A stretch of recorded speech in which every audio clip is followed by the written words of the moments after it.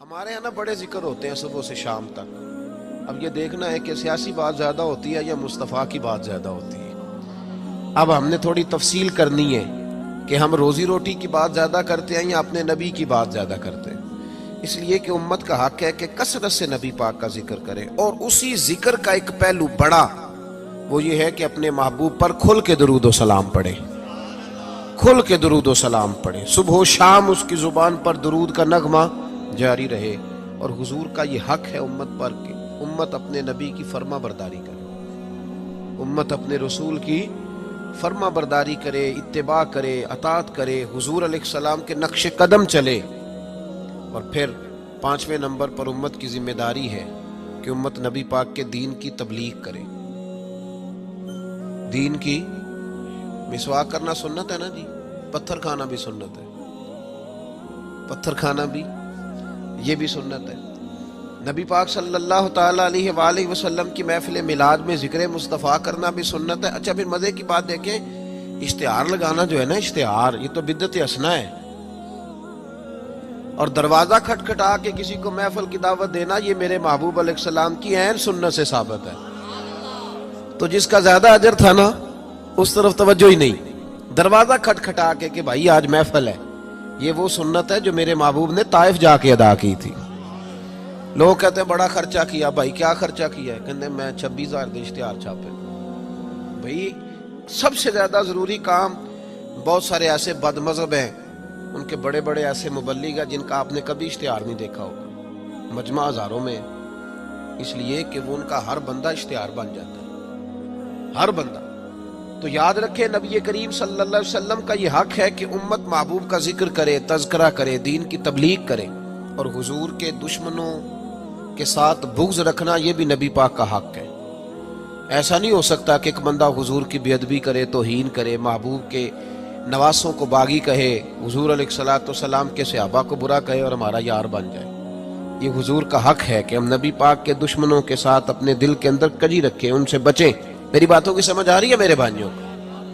یہ حقوق ہیں جو ہم نے نبی پاک علیہ السلام کے حق ادا کرنے، اور جس سے محبوب کو محبت ہے اس سے محبت کرنا بھی ہماری ذمہ داری ہے. حضرت مجدد الفسانی رحمۃ اللہ علیہ فرماتے ہیں کہ میں نا گھر میں ختم شریف پڑھتا تھا، اصالہ ثواب کرتا تھا، تو میں بہت سارے صحابہ کا نام لیتا، اہل بیت کا نام لیتا، اصالہ ثواب کرتا، صرف سیدہ عائشہ کا نام نہیں لیتا تھا. کہتے ہیں مجھے نبی پاک صلی اللہ علیہ وسلم خواب میں ملے اور سرکار نے فرمایا شیخ احمد تجھے پتہ ہے نا میں اکثر کھانا عائشہ کے دسترخوان پہ کھاتا ہوں، تو اس کا ذکر ہی نہیں کرتا. تو ہر اس شخص سے جس سے محبوب نے محبت کی، ہر اس شخص سے محبت کرنا یہ نبی پاک کے حقوق میں شامل ہے. سب سے پہلی بات یہ کہ امت محبوب پہ ایمان لائے. کس طرح ایمان لائے؟ کہ جو حضور کہہ دے امت سمجھ جائے کہ اسی میں میری بہتری ہے، امت مان جائے آنکھیں بند کر کے. غیر مشروط اطاعت ہے ہی صرف نبی پاک کی، اس میں کوئی شرط نہ لگائے، مانے اور دل سے مانے. یہ نہ کہے کہ یہ کیسے ہو سکتا ہے مولوی صاحب آپ کہہ تو صحیح رہے ہیں پر دنیا بڑی دور چلی گئی ہے، وہ دنیا داری بھی کرنی پڑتی ہے. اس میں گنجائش تلاش نہ کرے. جو حضور کہہ دیں اس پہ ایمان لے آئے، جو نبی پاک فرما دیں اس پر ایمان لے آئے. نبی پاک صلی اللہ علیہ وسلم مکے سے ہجرت کر کے مدینے تشریف لا رہے تھے. حضرت ابو بکر صدیق ساتھ تھے. ابو جہل نے اعلان کیا کہ جو محبوب علیہ السلام کو معاذ اللہ گرفتار کرے گا 100 سرخ اونٹ ملیں گے. اور بھی بہت سارے لوگ آئے، سراقہ بن مالک بھی گھوڑا لے کے آئے. حضور تک پہنچ گئے. نبی پاک علیہ السلام کا اختیار زمینوں پہ بھی چلتا ہے، آسمانوں پہ بھی چلتا ہے. سرکار دو عالم صلی اللہ تعالی وسلم کو گرفتار کرنے لگے تو حضور نے زمین کو حکم دیا. زمین نے سراقہ بن مالک کے گھوڑے کی ٹانگیں پکڑ لی. گھوڑا اندر دھسنے لگا تو سراقہ کہتے ہیں میرے اندر سے آواز آئی یہ اللہ کے سچے نبی ہے، لیکن ابھی میں پورا مانا نہیں. کہتے ہیں میں نے عرض کی کہ حضور مجھے معاف کر دیں، تو معاف کرنا تو میرے محبوب کا طریقہ ہے نا. کہتے ہیں معافی مانگی تو محبوب نے اسی وقت فرمایا جا تجھے معاف کیا.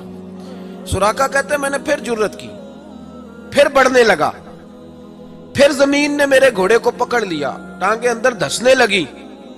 البدایہ ون نے آیا اٹھا کر کے دیکھیے محبوب پاک سید عالم صلی اللہ علیہ وسلم نے دوسری دفعہ جب زمین میں اس کا گھوڑا دھسنے لگا تو پھر عرض کرنے لگے حضور معاف کر دیں. فرمایا جا تجھے معاف کیا.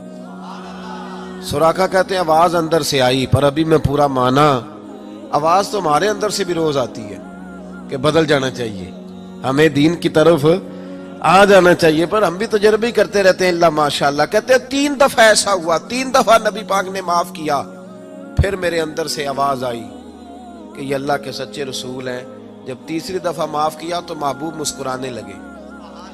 एक किसरा का बादशाह था, तवज्जो है मेरी बात पर, किसरा का एक बादशाह था तो हाथों में कंगन पहनता था, मोटे मोटे सोने के कंगन। वो जब बात करता ना तो कंगन हिलते, जिस तरह हमारे हुक्मरानों के बड़े लल्ले तो लल्ले नहीं।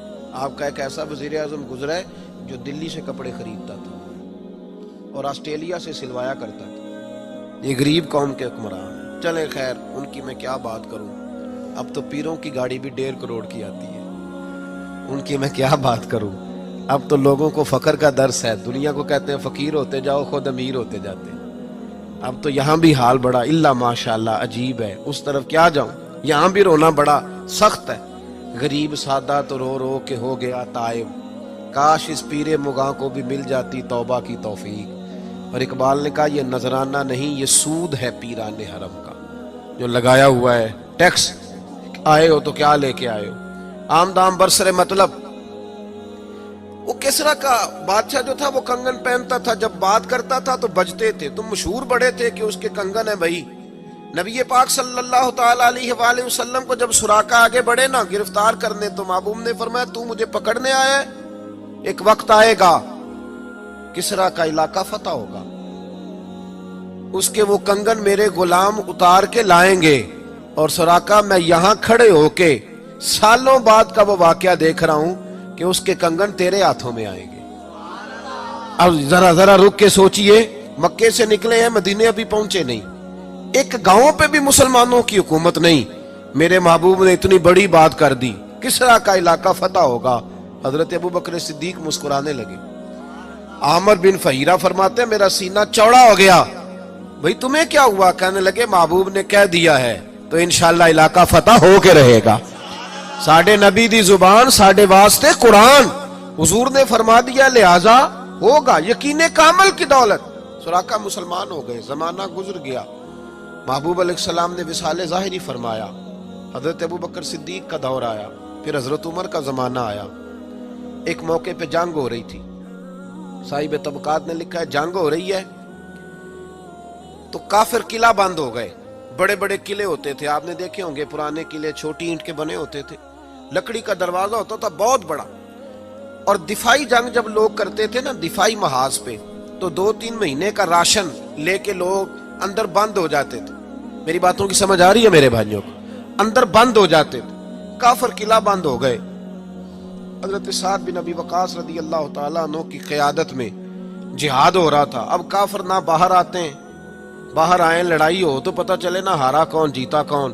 अब वो अंदर बंद है, बाहर ही नहीं निकलते, और मुसलमान अंदर जा नहीं सकते, किले की दीवारें बड़ी ऊंची हैं। एक मंजनीक होती थी गुलेल की तर्ज पे बनी, उसमें रख के ना बड़े बड़े पत्थर तो अंदर फेंके जाते थे।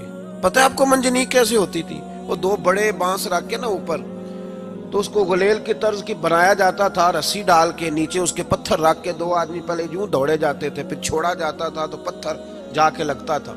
तो सहाबा ने मशवरा किया कि अंदर पत्थर फेंकते। फिर एक सहाबी कहने लगे यार अंदर पत्थर फेंकेंगे वो पता नहीं कहाँ है, उन्हें लगे कि ना लगे। हजरत सुराका बिन मालिक भी थे, कहने लगे पत्थर ना फेंको, मंजनीक में रख के मुझे अंदर फेंको, मैं अंदर से जाके दरवाजा खोलता हूं। और उनको पकड़ लेते हैं। उन्होंने कहा जनाब कोई समझदारी वाली बात करें, आप किधर निकल गए। पहली बात तो यह है कि जब हम आपको अंदर फेंकेंगे तो आप इस कदर तेजी से गिरेंगे कि आपकी हड्डी पसली कोई नहीं बचेगी, और अगर आप जिंदा बच भी गए तो यहूदी आपको छोड़ेंगे नहीं। जनाब सुराका कहने लगे तुम इस तरह करो, मेरी परवाह ना करो, मुझे फेंको, मुझे कुछ भी नहीं होगा, मैं जिंदा दरवाजा खोल लूंगा और तुम्हें दिक्कत। बाबा जी रात से पर्दा तो हटाएं, फरमाया वो बाद में बताऊंगा, पहले फेंको तो सही। जबरदस्ती का फेंको, डाला अंदर मंजनीक के अंदर, फेंका, थोड़ी देर गुजरी तो हजरत सुराका दरवाजा खोल के बाहर आ गए।